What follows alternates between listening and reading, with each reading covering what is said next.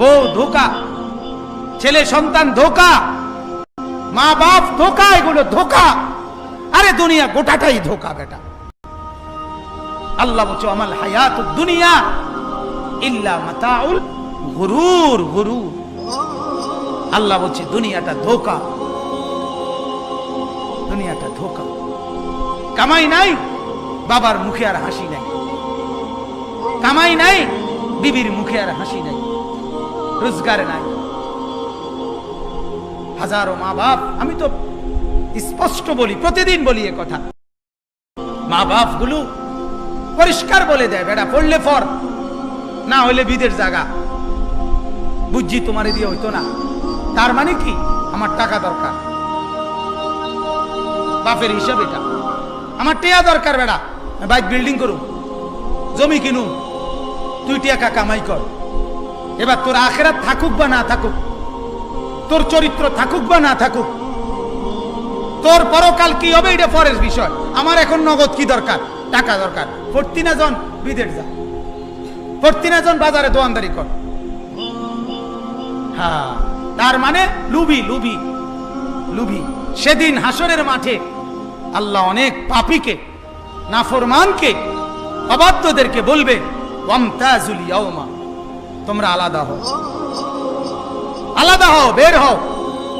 আহা, এখন তো আমরা সবাই বুঝছেন, যদি এখন বলা হয় যে বেনামাজি গুলো আলাদা হও, যদি এখন বলা হয় ফজরের নামাজ যেগুলো পড়ো না এগুলো বাইর হও, যদি এখন বলা হয় হারামখোর, সুদখোর, ঘুষখোর, বিড়িখোর, মদখোর, গাঁজাখোর, বের হও আলাদা, তখন কি পরিমাণ লজ্জা হবে? কথা বলেন না কেন? লজ্জা হবে কিনা বলেন? ঠিক এরকম হাসরের মাঠে আল্লাহ বলবে ওয়ামতাজুল ইয়াওমা, এই নাফরমান আলাদা হও, আমার নেক বান্দাদের লাইন থেকে বিচ্ছিন্ন হও, আলগা হও। আইয়ুহাল মুজরিমুন, তখন ভীষণ লজ্জা হবে, যেহেতু সত্য। এরপর আল্লাহ বলেন আলাম আহাদ ইলাইকুম ইয়া বনি আদমা, হে বনি আদম, আমি কি তোমাকে বারবার বলি নাই আল্লাহ তা'বুদুশ শাইতান, শয়তানের বন্দিগি করো না? এই যে আমরা কি আপনাদেরকে শুনাই নাই? কথা বলেন না কেন? প্রতিটা গুনাহ কাকে অনুসরণ করা? প্রতিটা গুনাহ কাকে অনুসরণ করা? আল্লাহ বলেন আমি কি তোমাদেরকে বলি নাই, আমি কি শুনাই নাই যে আল্লাহ তা'বুদুশ শাইতান ইন্নাহু লাকুম আদুউম মুবিন, সে যে তোমাদের প্রকাশ্য শত্রু, প্রকাশ্য শত্রু। এটা কি আমি তোমাদেরকে জানাই নাই? আপনারা কি শুনেন নাই? সবাই বলেন, শুনছেন কিনা বলেন? হ্যাঁ। এরপর আল্লাহ বলেন ওয়া আনি'বুদুনি, আমি কি তোমাকে বলি নাই যে আমার ইবাদত করো, আল্লাহর ইবাদত করো? হাদা সিরাতুম মুস্তাকিম, এটাই তো সরল সঠিক পথ। অতএব আজকে যেহেতু আমার কথা পাত্তা দিলা না, হাদিহি জাহান্নাম ওয়ালাকাদ আদাল্লা মিনকুম জিবিল্লান কাসীরান আফালাম তাকুনু তাকিলুন। আল্লাহ বলে তুমি কি শোনো নাই, এই শয়তান তোমার পূর্বে বহু জাতিকে ধ্বংস করে দিছে, তারপরেও কি তুমি বোঝো নাই? এই যে আমরা আপনাদেরকে শুনাইছি, নূহ নবীর অনুসারীরা কওম তাকে অস্বীকার করার কারণে আর শয়তানের গোলামি করার কারণে আযাবে ধ্বংস হইছে। হুদ আলাইহিস সালামের কওম আযাবে ধ্বংস হইছে, লূত আলাইহিস সালামের কওম আযাবে ধ্বংস হইছে, ফেরাউন তার বাহিনী নিয়ে আযাবে ধ্বংস হইছে, নমরুদ তার বাহিনী নিয়ে আযাবে ধ্বংস হইছে, আব্রাহা তার বাহিনী নিয়ে আযাবে ধ্বংস হইছে। এই কথাগুলো আপনারা শোনেন নাই?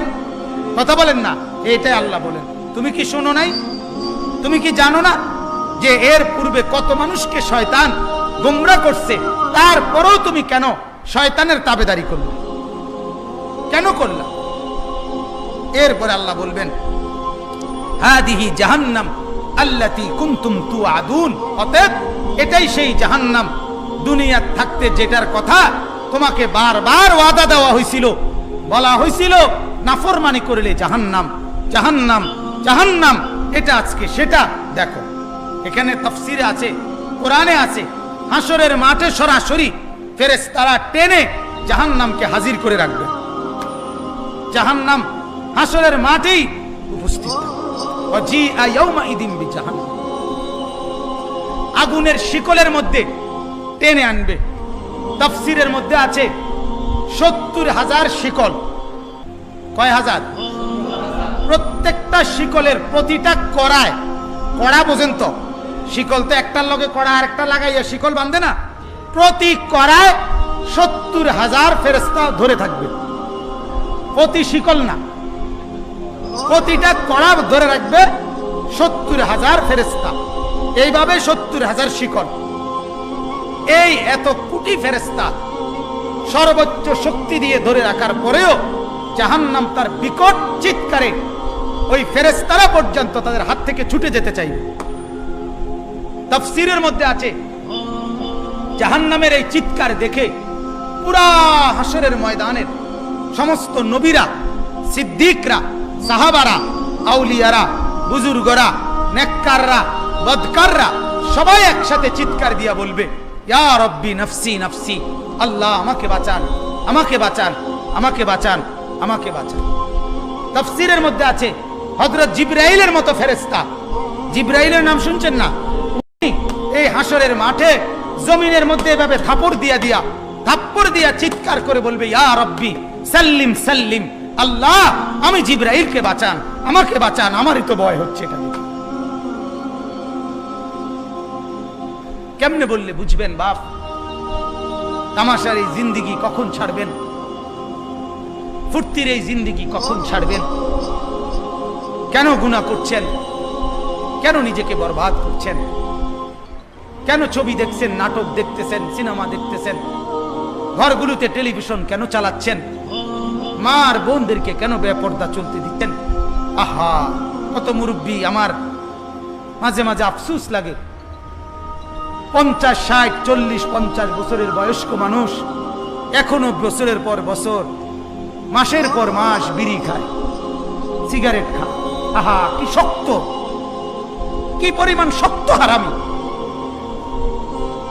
শক্ত হারামি, এগুলো শক্ত বুড়া, বড় হারামি বুড়া। এটার কোনো লজ্জা বলতে কিছু নেই, বয়স হয়ে গেছে অথচ এখনো বিড়ি খায়, এখনো চা দোকানে টেলিভিশন দেখে, এখনো গালি ছাড়া কথা বলে না, এখনো মানুষের মধ্যে কাজ্জা ফাসাদ লাগায় দিতে চায়, এখনো সম্পদের মায়া যায় না, এখনো মিথ্যা কথা ছাড়ে না। হায় হায়, আল্লাহ আমাদেরকে মাফ করুন।